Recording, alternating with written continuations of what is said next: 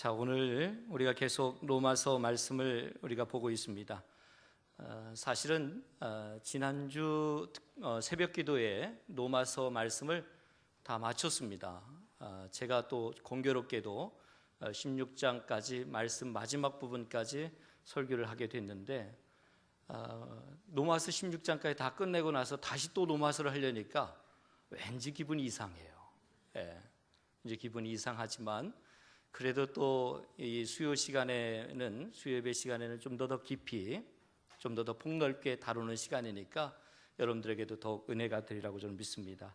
오늘은 이 행복을 아십니까? 라는 제목으로 말씀을 잠시 나누도록 그렇게 하겠습니다. 사람은 누구나 다 행복하기를 원합니다. 어린아이까지도 다 행복하기를 원합니다.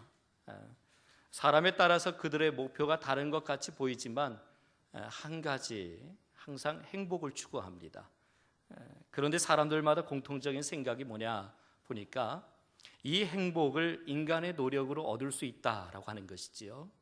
그런 생각들을 갖고 있다고 하는 것이지요.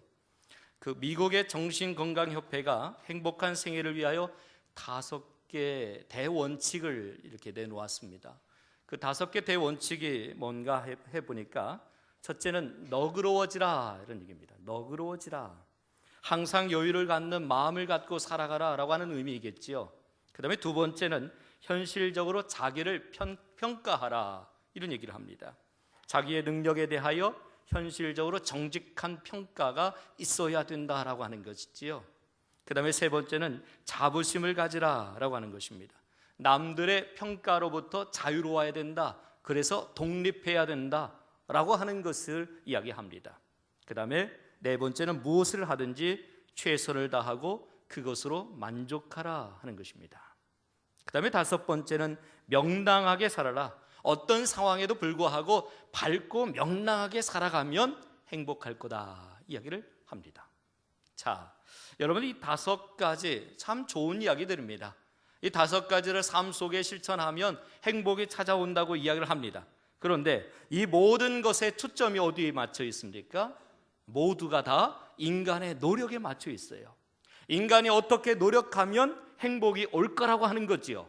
그런데 여러분 열심히 노력을 해도 행복을 못하는 때가 있다고 하는 거지요. 내가 아무리 노력해도 행복하지 않을 때가 있어요. 나는 행복하려고 노력하고 살아간다고 하지만 행복하지 못할 때가 있다고 하는 거지요. 자, 밤새도록 코피를 쏟아가며 공부를 해도 시험에 떨어지는 경우가 있죠.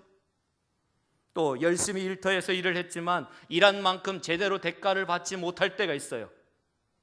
또 젊었을 때 죽으라고 일만 했는데 나이 들어보니까 질병이 찾아와 있어요. 안산의 동산교회 김인중 목사님에 대한 이야기입니다. 목사님 사모님께서 유서를 미리 써놓았다고 합니다. 유서의 내용인즉 내가 죽은 후 6개월 후가 되면 우리 김 목사님 세장가 들게 해주십시오 이런 이야기입니다. 6개월이면 너무 짧죠. 너무 짧은데 어쨌든 사모님이 그런 이야기를 합니다. 그런데 사모님의 다음 말이 더 황당합니다. 김 목사님이 그 복 받기는 좀 어려울 것 같습니다. 왜냐하면 제가 더 오래 살 거니까요. 참 재미난 이야기입니다.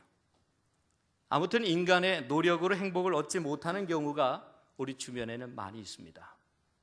이런 것을 보면 인간의 행복은 인간의 노력에 의하여 주어지는 것을 아님을 알 수 있습니다. 오늘 본문 6절에 보면 일한 것이 없어도 행복한 사람이 있다라고 하는 내용의 말씀을 대하게 됩니다. 이 말씀은 행복은 우리의 노력과는 상관없이 우리에게 주어진다는 뜻이기도 합니다. 열심히 일을 해도 불행한 사람이 있는가 하면 아무 일을 한 것이 없는데도 행복한 자가 있다고 하는 거지요. 자, 이 말씀을 보면 얼핏 보게 되면 오해할 수 있어요. 이건 게으른 사람에 대한 이야기인가? 하는 오해를 갖게 할 수 있습니다. 그런데 이것은 게으름의 측면에서 이야기하는 것이 아니라 은혜의 측면에서 다루고 있습니다. 꼭 기억하셔야 돼요. 이 로마서 4장은 어떤 인간적 입장에서 말하고자 하는 것이 아니라 은혜의 측면에서 하나님이 거저 주신 은혜에 대해서 깨닫게 하기 위해서 이야기를 하고 있는 것입니다. 지난주 토요일 저녁에 우리 교회 집사님 아버지께서 병원에 입원해 계셔서 그곳에 다녀온 적이 있습니다. 사실은 중환자실에 계셔서 아무 때나 누구나 언제나 들어갈 수 없는 상황입니다. 또 무엇보다도 의식이 없는 상태에 계시다가 잠시 의식이 돌아왔습니다. 그래서 가족들의 생각 가운데 그래도 의식이 돌아와 있을 때 복음을 전해야 되겠다 하는 생각이 들어서 나름 가족들이 노력을 했던 모양입니다. 복음을 전하기 위해서 아버지 꼭 예수님 믿으셔야 구원받습니다. 계속 복음을 전했다고 합니다. 그런데 그때마다 손을 뿌리쳤다는 거예요. 귀찮다는 거예요. 그 이야기를 하는 거예요. 그래서 저와 우리 구역장 되신 집사님과 또 우리 함께 건찰 되신 집사님과 함께 그곳을 방문하게 됐습니다. 가서 복음을 전했지요. 어르신께 손을 꼭 잡고 복음을 전하기 시작했습니다. 그래서 복음을 전하고 예수님을 구주로 영접하겠습니까? 여쭙습니다. 그랬더니 손을 꽉 잡아요. 제 손을 꽉 잡아요. 제가 다시 한번 기도하고 다시 복음을 전했습니다. 예수님을 나의 주인으로 이제부터 뭐 섬기겠습니까? 입술로 표현해 주십시오. 사실은 말씀을 못해요. 이 목에 호스를 끼웠기 때문에 말씀을 못하는 상황이에요. 입술로 표현해 주십시오. 아멘이라고. 그랬더니 아멘, 아멘 하시는 거예요. 너무너무 감격스러워요. 저도 감격스러운데 그 곁에서 지켜보던 그 아들 되는 집사님이 너무 감격스러워하는 거예요. 차 안에서 돌아오시면서 차 안에서 전화를 하는 거예요. 가족들에게 우리 아버지 영접했어요. 우리 아버지 예수님 영접했어. 여러분 이 행복을 아십니까? 이 집사님이 느꼈던 이 행복한 마음을 여러분들을 경험하고 살아가십니까? 만약 그 어른에게 구원을 얻기 위해서는 어르신 지금 당장에 병원 나가셔서 이런 일을 하셔야 됩니다 라고 했다고 한다면 그분은 영원히 구원받을 수 없을 겁니다. 일하지 않아도 은혜로 주어지는 것, 그것이 구원이에요. 우리는 오해할 때가 있어요. 내가 일해야 구원이 주어진다고 생각해요. 내가 무언가를 해야 구원이 완성된다고 생각해요. 그런데 오늘 성경의 말씀은 그렇게 말하지 않아요. 여러분 진정한 행복이 무엇일까요? 저는 오늘 본문의 말씀에 나오는 일한 것이 없는데도 행복한 자가 어떤 자인가를 살펴보면서 이 행복을 아십니까? 라고 하는 제목으로 함께 하나님 말씀을 나누도록 하겠습니다. 우리가 계속 읽고 있는 이 로마서를 보면 이 반복되는 내용이 있어요. 로마서 3장에 보면 믿음으로 구원을 받는다라고 하는 이야기가 대체로 계속 다루어지고 있습니다. 그리고 오늘 본문 4장에 들어와서도 똑같이 믿음으로 의롭게 된다고 하는 것을 계속 반복적으로 다루고 있습니다. 왜 하나님은 믿음으로 구원을 받는다는 말씀을 이렇게 여러 번 반복하고 있는 것일까 하는 것이죠. 그것은 사람들이 믿음으로 의롭게 된다고 하는 것이 잘 받아들여지지 않고 있기 때문입니다. 그래서 하나님께서는 더욱 강조하기 위해서 반복하는 것입니다. 머리로는 이해가 되는데 실제 삶에 있어서는 잘 이해가 되지 않는 거예요. 더구나 일한 것도 없고 경건치도 못했는데 은혜로 구원을 주신다는 것, 이거는 이해할 수 없는 일이지요. 왜 그렇습니까? 우리의 속성 때문에 그래요. 인간의 본성 때문에 그래요. 인간의 본성은 뭐예요?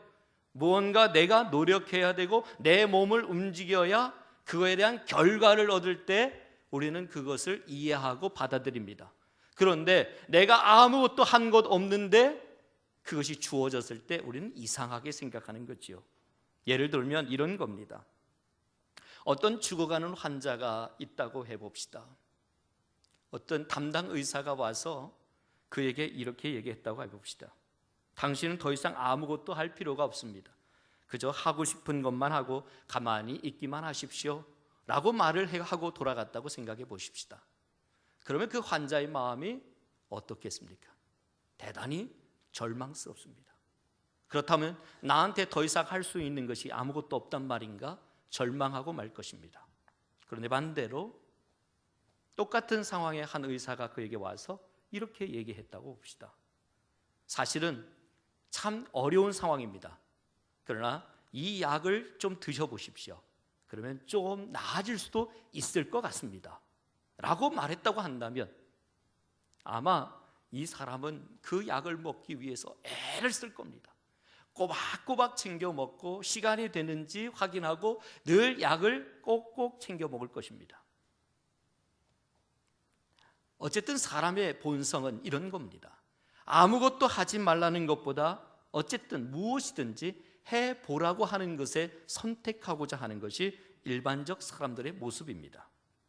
그렇다면 이런 인간들의 본성을 잘 아시는 하나님께서 왜 굳이 구원의 길을 그렇게 쉽게 가르치고 계시느냐 하는 것이지요. 이유는 간단합니다. 모든 사람이 구원을 받고 행복해져야 되기 때문에 그렇습니다. 구원을 받으려면 어느 좋은 대학을 나와야 되고 어떤 실력을 갖춰야 되고 어떤 자격을 갖추어야 구원을 받을 수 있다라고 말하면 이미 짐작하여 포기할 사람들은 많습니다. 아마 영원히 구원받지 못할 사람도 있을 겁니다. 그런데 믿음이라고 하는 것을 성경은 이야기합니다. 하나님은 한 사람도 지옥에 가기를 원하지 않습니다. 많이 배운 사람도 구원을 받아야 되지만 많이 못 배운 사람도 구원을 받아야 합니다. 젊은 사람도 구원을 받아야 하지만 나이 든 노인들도 구원을 받아야 합니다. 심지어 어린 아이들까지도 구원을 받아야 합니다.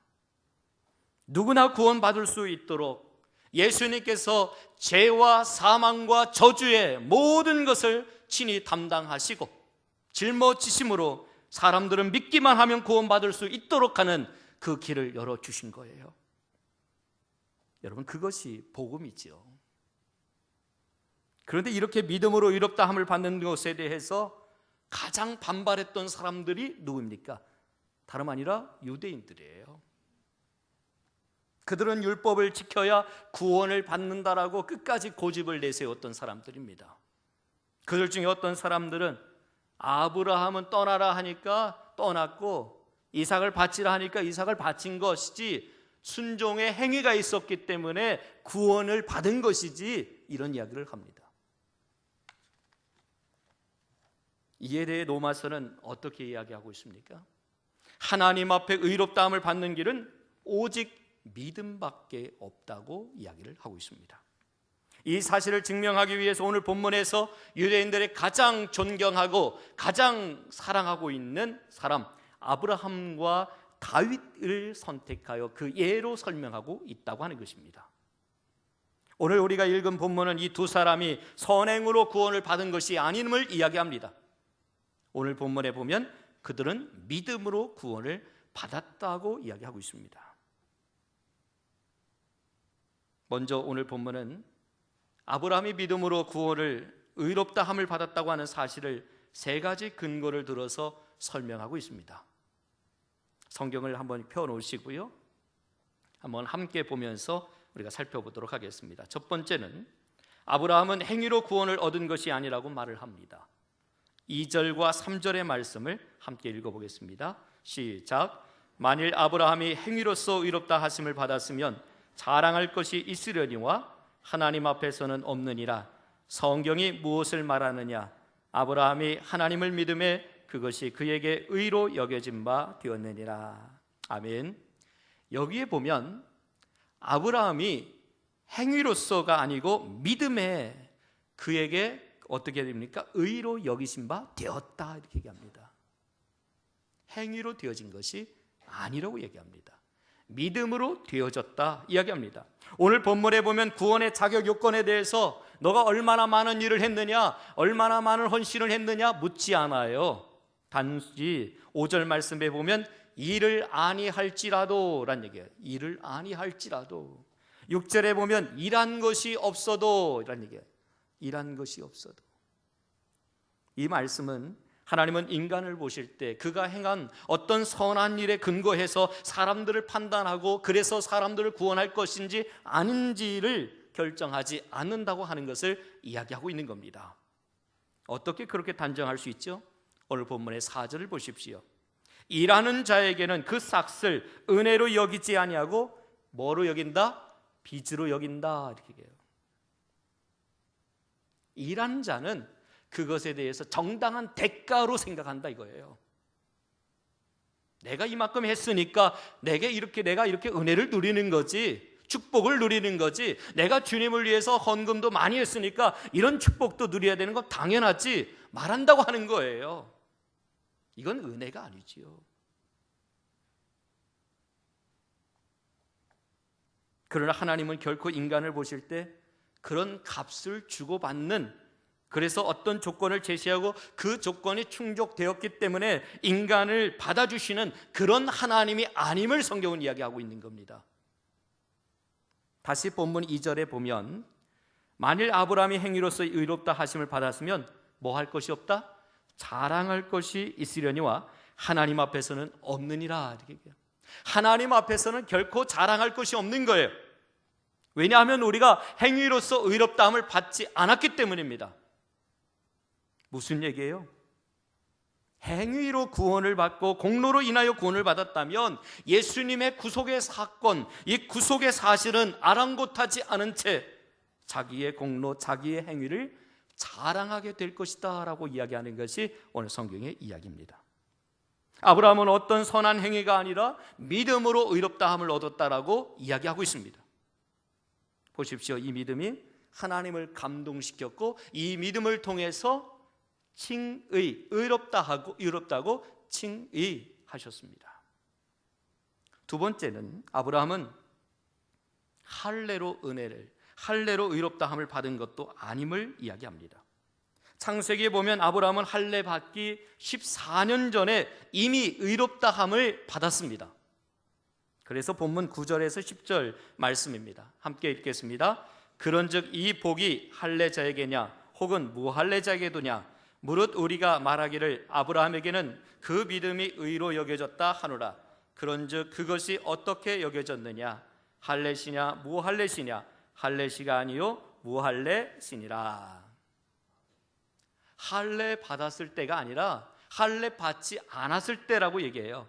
자기 조상 아브라함이 할례를 받아 의인이 되었다고 생각하는 이 유대인들의 생각이 틀렸다고 하는 것을 지적하고 있는 겁니다.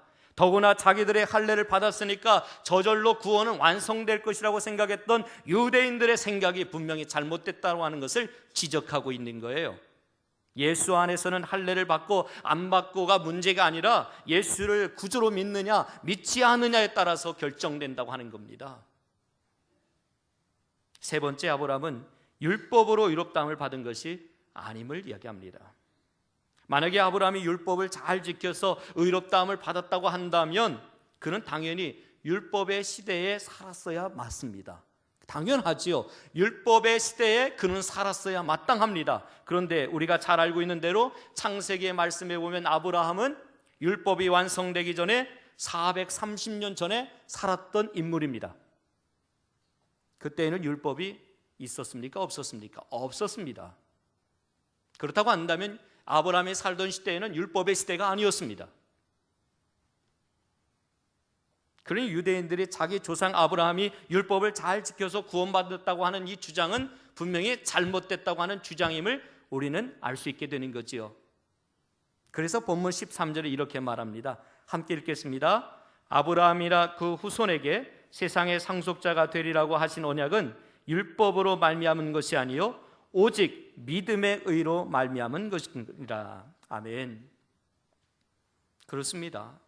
아브라함은 율법을 지킴으로 의롭다함을 받은 것이 아닙니다. 오직 믿음으로 의롭다함을 받은 겁니다. 이 외에도 하나님은 아브라함의 이야기만이 아니라 또 이야기하는 내용이 나와요. 노동의 법칙을 가지고 믿음으로 의롭다함을 받는 진리를 가르쳐주고 있습니다. 본문 4절에서 5절을 다시 한번 읽어보겠습니다. 함께 읽겠습니다. 일하는 자에게는 그 삭시 은혜로 여겨지지 아니하고 보수로 여겨지거니와 일을 아니할지라도 경건하지 아니한 자를 의롭다 하시는 이를 믿는 자에게는 그의 믿음을 의로 여기시나니. 우리가 잘 아는 대로 노동자는 일한 만큼 임금을 받습니다. 당연하죠. 임금을 받은 사람은 그것을 당연한 사실로 여기기 때문에 더 이상 그것에 대해서 감사할 필요를 못 느낍니다. 그러나 일을 제대로 하지 않았는데, 아니면 아예 일하지도 않았는데 임금을 받게 된다면 이건 대단히 황송한 일입니다. 너무너무 감사한 일이지요. 우리가 하나님 앞에 의롭다함을 받는 것도 이와 마찬가지다라고 하는 거죠. 5절에 일을 아니한다라고 하는 이 말씀은 다른 말로 표현하면 의롭게 살지 못했다라고 하는 뜻입니다. 그 다음에 경건치 아니한 자라고 하는 것은 성품이 깨끗하지 못한 채 살아왔다라고 하는 것을 이야기합니다. 우리는 그러합니다. 의롭지도 못하고 성품이 깨끗하지도 못한 삶을 살아왔습니다. 그럼에도 불구하고 하나님은 우리를 의롭다고 해주시고 우리를 인정해 주셨어요. 여기에 해당하는 사람이 바로 누굽니까? 바로 다윗이라고 성경은 이야기하는 거예요. 우리가 알다시피 다윗은 죄가 많은 사람 아닙니까? 우리아의 아내를 범했습니다. 간음죄지요. 더군다나 그의 남편을 전쟁터에 내몰아서 살인까지 합니다. 살인죄지요. 10계명으로 말하면 6계명과 7계명을 어긴 겁니다. 대단한 죄를 지은 사람입니다. 그러면 당연히 하나님의 심판을 다 받아야 마땅하지요. 그런데 다윗이 어떻게 됩니까? 용서받아요. 하나님께 용서받아요. 본문의 6절로 8절의 말씀을 한번 읽어보겠습니다. 같이 한번 읽겠습니다. 시작. 일한 것이 없이 하나님께 의로 여기심을 받은 사람의 복에 대하여 다윗이 말한 바 불법이 사함을 받고 죄가 가리워짐을 받은 사람들은 복이 있고 주께서 그 죄를 인정하지 아니하실 사람은 복이 있도다 함과 같으니라. 아멘입니다. 다윗이 죄 사함을 받고 의롭다 함을 받은 것, 역시 행위로 된 것이 아니라 하나님을 믿음으로 된 것이라고 하는 겁니다. 그러므로 신구약 성경을 통틀어서 하나님의 구원을 받는 방법을 이야기하면 하나입니다. 그것은 오직 믿음으로 의롭다 함을 받는 것입니다. 우리 모두는 당연히 죽어야 할 죄인인데 아무 조건 없이 무죄 선언을 받았습니다.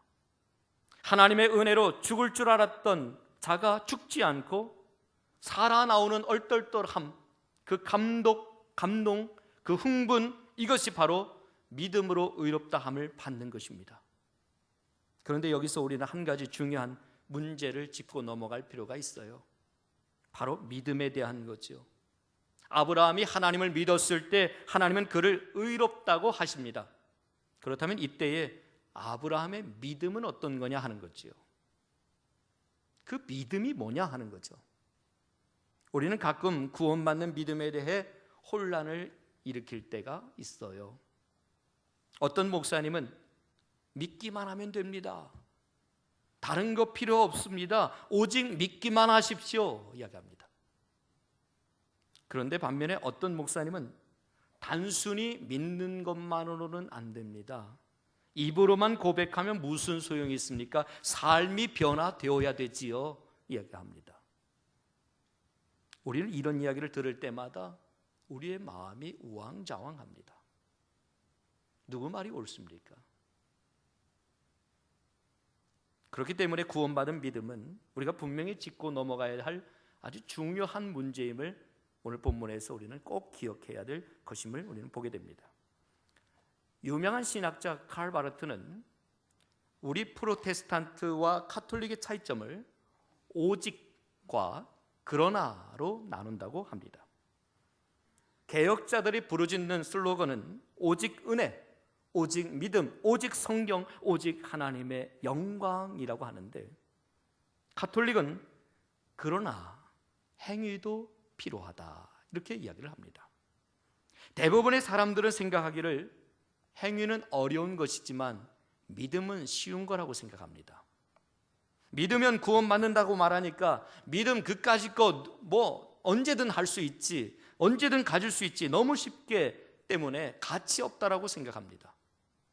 그러나 여러분, 정말 믿음을 가진다는 것 그렇게 쉬운 일입니까?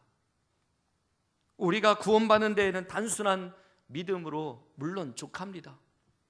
믿음만 있으면 우리는 구원받을 수 있습니다. 그렇다고 해서 믿음의 고백은 그렇게 간단하지 않지요. 그 고백이 뭐가 따라옵니까? 나의 전 생애를 맡기겠다고 하는, 나의 전 생애를 주님을 위하여 나에게 주님을 위하여 내어드리겠다고 하는 이 고백 위에 믿음이 세워지는 것 아닙니까? 믿음을 고백하는 것은 그렇게 단순하거나 쉬운 것이 아니라고 하는 거죠. 자, 그렇다면 구원받은 믿음이란 무엇일까 하는 거죠.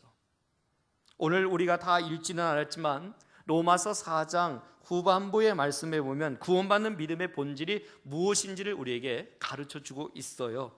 또 아브라함을 통해서 가르쳐주는데, 오늘 본문의 말씀 18절의 말씀에 보면 아브라함의 믿음을 한마디로 표현하는 게 있어요. 18절 말씀에 보면 아브라함의 믿음을 어떻게 표현하고 있습니까? 바랄 수 없는 중에 바라고 믿는 것입니다. 바랄 수 없는 중에 바라는 거. 또 19절에 보면 뭐라고 합니까? 그가 100세나 되어 자기 몸이 죽은 것 같고 사라의 태가 죽은 것 같음을 알고도 어떻게? 믿음이 약하여지지 아니하고. 믿음이라고 하는 것은 뭐냐? 희망이 보이지 않는데도 아브라함은 믿었다고 하는 것입니다. 이것이 믿음이라고 하는 거죠. 전혀 그곳에서 희망을 찾아볼래야 찾아볼 수 없는 상황인데도 믿었다고 하는 거죠. 또 뿐만 아니라 어떤 상황 속에서도 그 믿음이 어떻게 했다? 약해지지 않았다 하는 거죠. 변함없는 것을 믿음이라고 얘기하는 거죠. 어떤 때는 강한 것 같고 어떤 때는 아닌 것 같고 이렇게 헷갈리는 그것이 믿음이 아니라 변화되지 않는, 믿음이 약하여지지 아니하고 이야기하는 것처럼 영원히 변함없는 그 상태가 믿음의 상태입니다. 사실 아브라함에게는 하나님의 말씀을 그대로 믿을 수 있는 근거가 아무것도 없었던 사람입니다. 자신의 나이를 보십시오. 나이를 봐도 아이를 갖는다는 건 도저히 가능하지 않은 일이에요. 더군다나 곁에 서 있는 아내 사라의 모습을 봐도 전혀 그녀로부터 아이를 가질 수 없는 상황입니다. 희망을 찾아볼래야 찾아볼 수 없는 상황입니다. 바라보고 싶었지만 바랄 수 없는 중에 있습니다. 그런데 하나님은 아브라함이 아들을 낳을 거라고 말씀하지요. 이때 아브라함은 자신의 나이가 자신의 환경이나 그리고 자신의 처지를 보지 않고 오직 말씀하신 하나님만 믿기로 합니다. 그는 하나님을 인생의 절대자로 인정합니다. 죽은 자도 살리시고 없는 것을 있게 하실 수 있는 유일한 신분임을 그는 압니다. 뿐만 아니라 말씀하시면 그것을 성취하실 수 있는 분이심을 그는 고백합니다. 그의 믿음의 근거가 어디에 있습니까? 그의 믿음의 근거는 오직 하나님에게 있는 것입니다. 우리가 구원을 받는 것도 이 믿음인데 이 믿음의 근거는 하나님에게 있는 것입니다. 그러므로 우리가 말하는 구원받은 믿음은 바랄 수 없는 중에 바라고 믿는 것입니다. 말하자면 우리의 눈으로 확인하고 믿는 것이 아니고 또한 믿을 만한 어떤 증거가 있기 때문에 믿는 것이 아니라 하나님 그분 자체를 믿고 하나님의 이루어 놓으신 구원의 길을 받아들이는 것이 믿음입니다. 우리의 믿음의 근거는 하나님입니다. 사실 예수님께서 십자가에 못 박혀 죽으셨다는 사실을 역사적 사건으로 긍정적으로 받아들이는 것 쉽습니다. 그러나 그 죽음이 바로 나의 죄 때문에 라고 하는 이 사실을 믿는다고 하는 것은 우리의 인간의 이성으로는 도저히 이해할 수 없는 어려움입니다. 그리고 죽은 자가 부활했다고 하는 것은 우리가 우리의 눈으로 직접 확인하기 전에는 정말 믿기 힘든 사건입니다. 더군다나 예수님이 다시 부활하신 것 때문에 우리가 의롭다함을 받았다고 하는 것은 더욱더 믿기 어려운 사실입니다. 그러나 여러분, 그럼에도 불구하고 우리는 믿습니다. 하나님의 말씀이기 때문에 우리는 믿습니다. 파스칼은 그런 말을 했어요.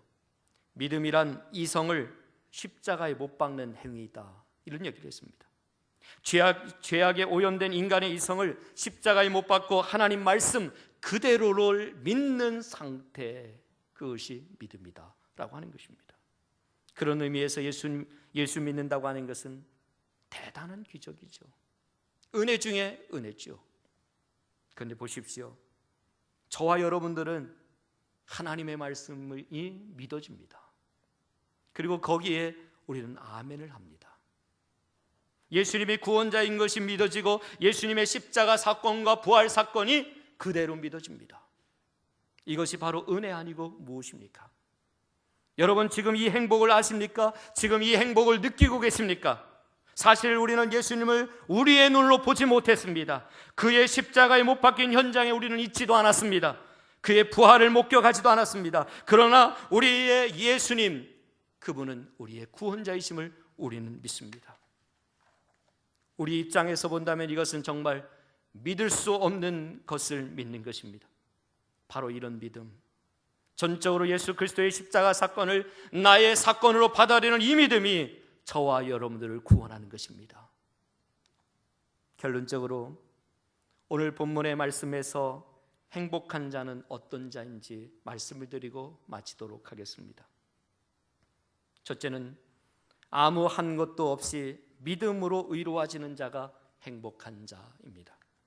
오늘 본문의 3절에 보면 아브라함이 하나님을 믿음에 이것이 저에게 의로 여기신 바 되었느니라 말씀합니다.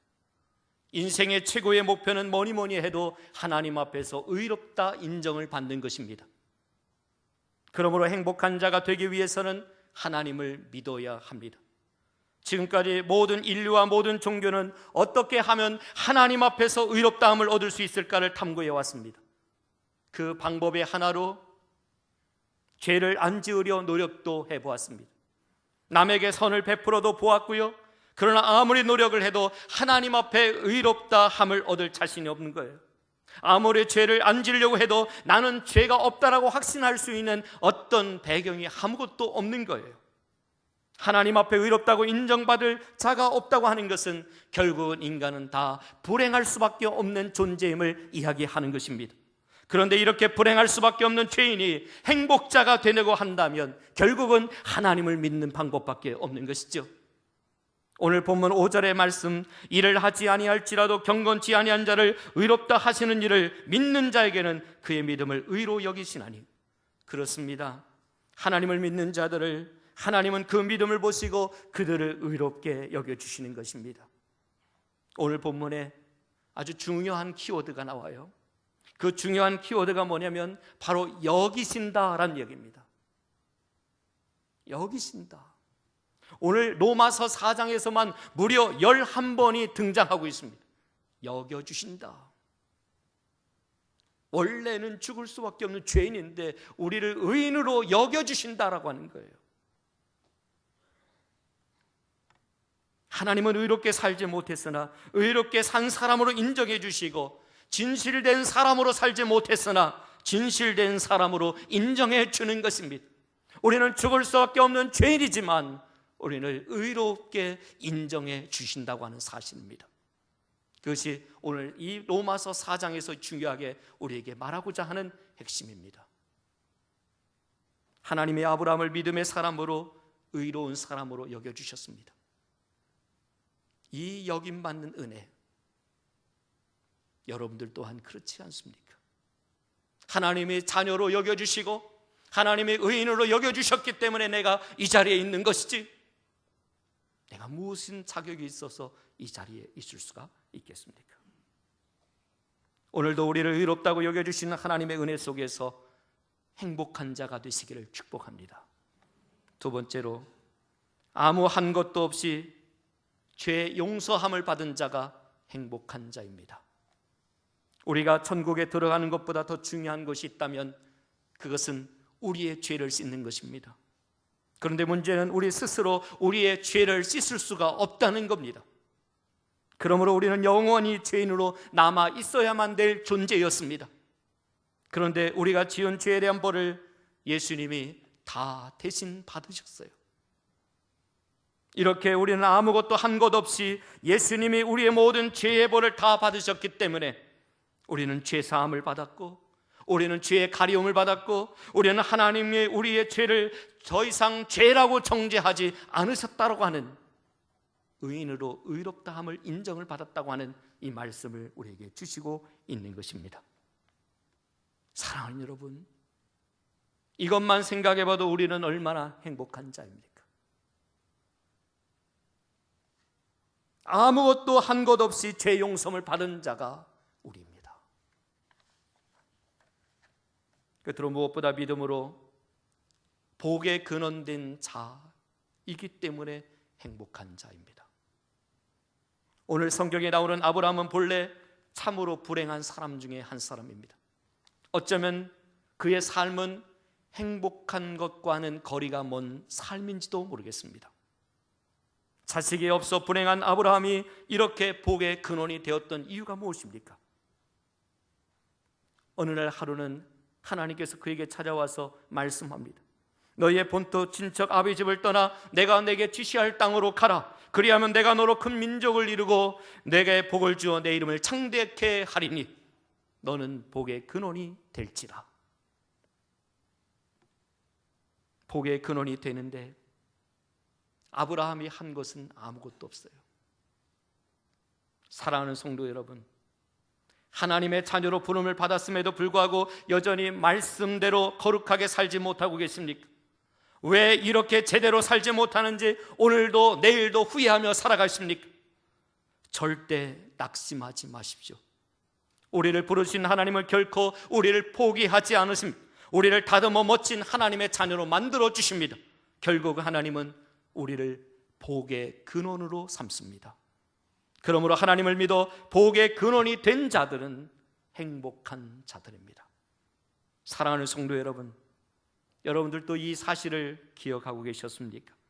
아브라함의 행복, 다윗의 행복이 바로 저와 여러분의 행복인 것을 알고 계십니까? 우리는 일한 것이 없습니다. 우리는 경건하지 않습니다. 그러나 하나님은 예수 믿는 우리의 모든 죄를 가려주셨습니다. 우리의 죄를 인정치 않으시고 오히려 우리를 의롭다고 인정해 주셨습니다. 이것이 바로 예수 믿는 사람인 저와 여러분이 주 안에서 누리는 행복이 아니겠습니까?